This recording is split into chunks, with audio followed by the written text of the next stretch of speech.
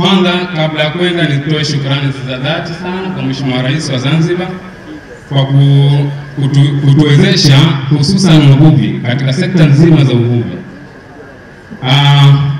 Shukrani hizi ni za kipekee sana kwa matumaini makubwa, kwa sababu awamu ya 8 ndio awamu pekee ambayo inamgusa mvuvi moja kwa moja. Hiyo napenda kusema kwamba shukrani zako za dhati sana.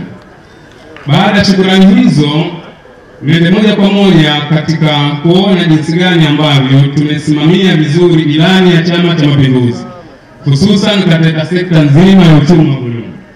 Uchumi wa buluu umesheheni vitu viwili vikubwa, ikiwemo bahari pamoja na masuala mazima ya utalii. Zanzibar tunajisifia kuwa kuna bahari ambayo bado kwa kiwango kikubwa hatujaifanyia kazi. Na hatukuifanyia kazi kwa sababu 80% ya watu wa Zanzibar kwa ujumla tunatumia maji ya ndani. Mheshimiwa Rais, tunatumia maji ya ndani. Tunatumia maji ya ndani kwa sababu ya vifaa ambavyo tunakuwa tunavyo ni vinafika ndani tu. Bado hatujaitumia hata kwa 5% bahari ya nje ambayo ni deep sea. Kwa hiyo tunaiomba serikali hususan katika awamu yetu hii ya 8 katika miaka 5 ambayo ya kumalizia, naamini insha Allah Mheshimiwa anachukua nafasi yako.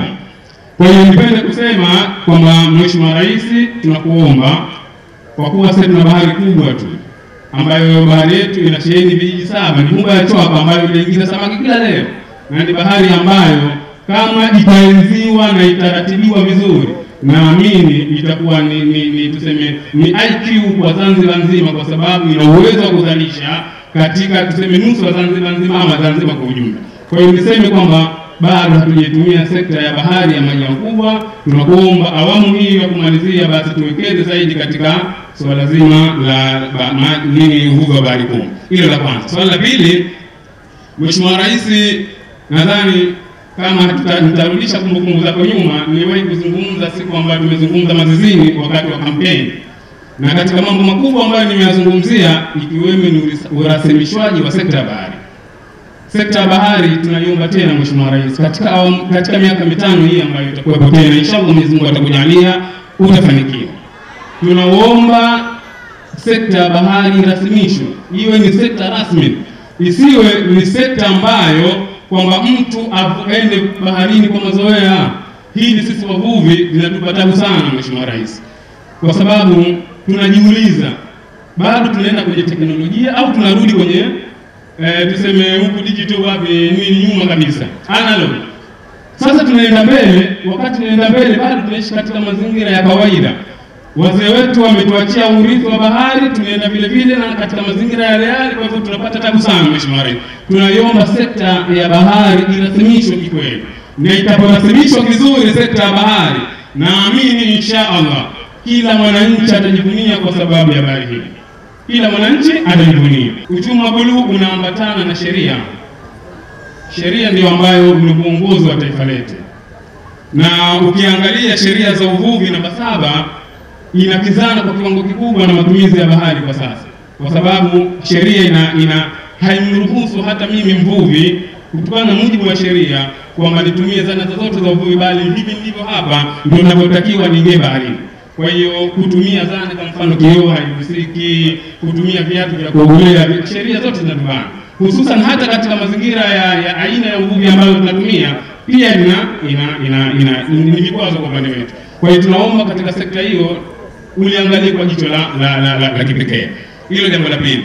Jambo la tatu, Mheshimiwa Rais, na katika changamoto kubwa ambayo inatupelekea kwamba tufikie hapa tulipo leo, kuna jambo moja ambalo la kiuongozi. Mheshimiwa Rais, niseme tu kwamba ikiwa kichwa kibovu, ikiwa kichwa kinauma, sidhani kama kiwiliwili chote kitaimarika. Kitafuata kichwa tu. Kichwa ndio kila kitu. Kwa mujibu wa uendeshaji katika masuala ya kiuongozi, tuna changamoto kubwa sana ya kiuongozi katika ngazi za chini hadi ngazi za kati, hususan katika kamati zetu za uvuvi. Asilimia kubwa kamati zetu za uvuvi zinaendesha majukumu yao kwa kutumia akili zao, si kwa mujibu wa sheria na kanuni ambazo zinapangwa. Na hili ndio jambo kubwa pekee ambalo linasababisha changamoto kubwa sana katika uendeshaji wa sekta ya bahari. Kwa hiyo ninachokuomba Mheshimiwa Rais, jitihada kubwa kamati zimekaa, zimefanya, wananchi wamekaa kwa pamoja katika kulifikisha hili. Nadhani mezani kwako Mheshimiwa Rais ishafika sana swala la Chwaka ama swala zima la mbuga ya Chwaka. Kwa hivyo tunaomba changamoto kubwa, masuala ya administration yako katika msingi, administration ikawa vizuri kama walivyo Mheshimiwa Rais, naamini kila kitu kitenda sana. Masuala ya muda, tunakuja katika swala zima la uwezeshwaji. Uwezeshwaji Mheshimiwa Rais imegawanyika katika pande mbili Mheshimiwa Rais, katika swala la gharama ama uwezeshwaji katika vitendo, lakini vile vile katika swala zima la taaluma. Katika pesa za COVID-19 ambazo zimeingia katika fungu la katika swala zima la uchumi wa buluu Mheshimiwa Rais, kuna vitu vingi ambavyo vimeratibiwa katika kufikia sisi, hususan katika masuala ya maboti, nyambu za saji na vitu vingine vya kiuvuvi. Lakini na nipende kusema mbele yako Mheshimiwa Rais kwamba ni jambo ambalo linatukosesha fursa sisi wananchi, kwa sababu kwanza tumekosa taaluma hilo jambo. Kwa hiyo process za kupata mikopo ama kupata vyombo unahitaji mambo mengi ili ufikie. Mimi awali nilikuwa ni katibu wa kamati ya uvuvi ya Chwaka. Nimeandika barua zipungue 50 mpaka 60 na waandikia watu kwa ajili ya kupata hizo bidhaa, kupata hivyo vyombo.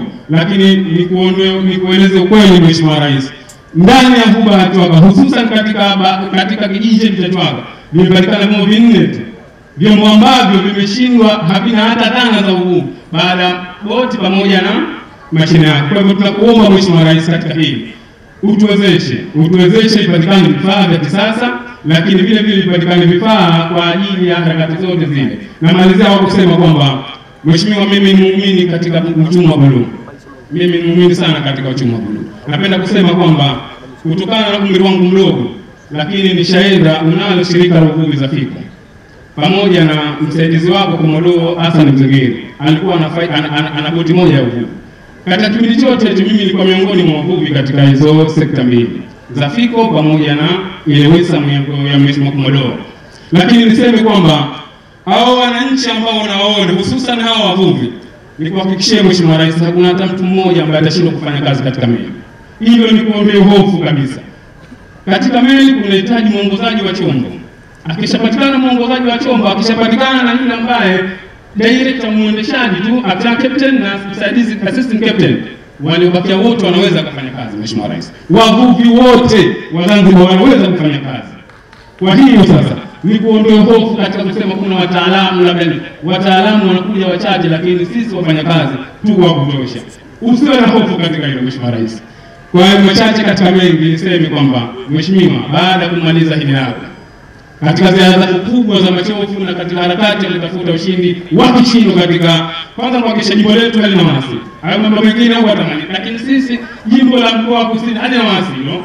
Lakini niseme tu kwamba baada ya kumaliza pilika zote, tunakuomba kwa heshima na taadhima sana uje tuone wavuvi wa Chwaka. Uje Chwaka, karibu sana Chwaka. Salamu nyingi ushatuletea, lakini na sisi tuna ombi letu kwako. Tunakuomba Mheshimiwa Rais, utakutuliza kichwa chako, ushafurahia ushindi wako, basi tunakuomba uje Chwaka uweze kuungana na wananchi. Asante sana kwa kusikiliza. Asante.